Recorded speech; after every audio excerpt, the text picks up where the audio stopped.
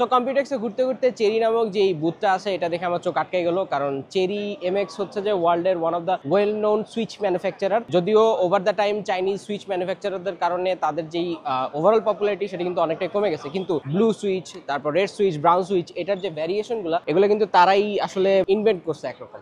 So এইখানে আমরা অনেক রকম সুইচ ভ্যারিয়েন্ট দেখতে পাচ্ছি, লাইক হচ্ছে যে তাদের linear red switch, purple switch, silver switch and all the switch variants they have. তাদের মধ্যে সবচেয়ে লেটেস্ট সুইচ হচ্ছে যে এমএক্স নর্দার্ন লাইট সুইচ, এবং এটার সাথে তারা একটা কিবোর্ড বানাইছে যেটা টিকেএল ওয়্যারলেস, যেটা এক্সট্রাফির সাথে একটা কোলাবোরেশন করা, এবং এই কোলাবোরেশনটা দেখতে খারাপ লাগছে না। আই মিন এটা একটা অ্যালুমিনিয়াম বেয়ারবোনের কিবোর্ড। তাদের যে নতুন সুইচ সেটাও খুব লাইটার এবং মানে খুব ভালো sounding, to be very honest. যদিও ওভার যেটা শোনা গেছে যে চেরি এমএক্স এর যে অ্যাকচুয়াল ফ্যাক্টরি ছিল জার্মানিতে এবং তাদের যে কোম্পানি ওটা ওভার দ্য টাইম অনেকটাই শ্রিঙ্ক করছে, এবং চাইনিজ ম্যানুফ্যাকচারাররা এত অ্যাগ্রেসিভলি সুইচ বানানো শুরু করছে যে চেরির যেই গ্লোরিফিকেশনের ব্যাপারগুলো আছে না সেগুলো অনেকটাই হারানোর পথে।